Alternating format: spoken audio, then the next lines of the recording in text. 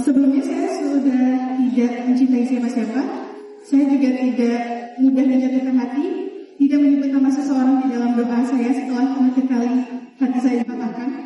Saya merasa Allah dengan baiknya memasukkan hati saya agar hanya Allah sendiri yang mengisinya. Tapi kali ini Allah mentakdirkan saya tidak tercinta lagi. Pertanyaan saya pertama, bagaimana caranya agar seseorang yang mulai masuk ke dalam hati saya tidak menggeser tahtanya Allah di sana? Saya ingin Allah yang dapat memenangkan hati saya, dan itu tidak mudah, Ustaz. Saya takut Allah cemburu dan itu akan membuat saya tertekan jadinya luka lama. Kata-katanya berat tuh. Bagaimana caranya masukkan nama seseorang dalam hati saya tanpa menggeser tahta Allah di dalam hati saya? Saya langsung nanti yang jawab Laura aja deh, berat banget nih pertanyaannya. Oke. Yang kedua, apakah saya salah jika saya ingin menunggunya meski dia tidak meminta untuk ditunggu?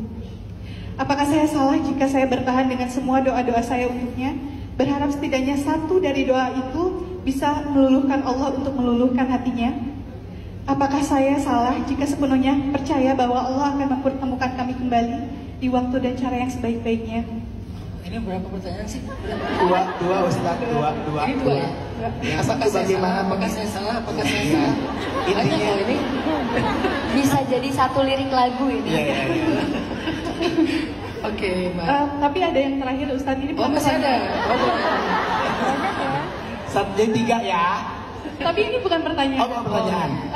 Saya mau minta tolong, jika suatu saat nanti jawaban dari doa-doa saya selama penantian ini akhirnya datang, tolong yakinkan saya bahwa jawaban itu adalah yang paling terbaik, meski Allah menjawabnya dengan cara yang tidak saya harapkan, meski saya dan seseorang yang saya jaga dalam doa akhirnya qadarullah tidak dipersatukan.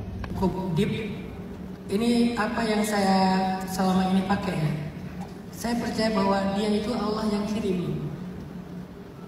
Dia itu adalah kiriman Allah. Kata para ulama, ada orang ketika mendapatkan rezeki, dia menyibukkan dirinya dengan rezeki. Ketika mendapatkan nikmat, dia menyibukkan dirinya dengan nikmat. Tapi ada orang ketika mendapatkan nikmat, dia menyibukkan dirinya dengan sang pemberi nikmat. Ada orang yang menyibukkan dirinya dengan nikmat, ada yang menyibukkan dirinya dengan mun'im, sang pemberi nikmat. Kita mau lebih sibuk dengan siapa? Agar tidak menggeser tahta siapapun. Kita mungkin nyaman. Jangan sampai juga sibuknya kita dengan sang pemberi nikmat membuat kita mengabaikan nikmatnya. Misalnya nikmatnya pasangan nih. Ya udah, kalau kita dapat kebaikan satu aja dari pasangan kita yang kita nyaman, katakan alhamdulillah, hadza min fadli rabbi. Ini anugerah dari Allah, ini anugerah dari Allah, ini anugerah dari Allah. Selalu bikin iktiraf. Dalam bahasa syukur itu ada namanya iktiraf, pengakuan. Karena kalau kita nggak mengakui ini anugerah dari Allah, kita nanti kehilangan arah. Ngerasa bahwa dia itu baik karena dia, padahal dia baik sebagai anugerah dari Allah.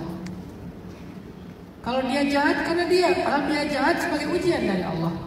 Jadi memang harus diiktirafkan, balik lagi pada asal usulnya, bahwa dia kayak gini menjadi nyaman bagi saya, bahagia bagi saya, sakinah bagi saya.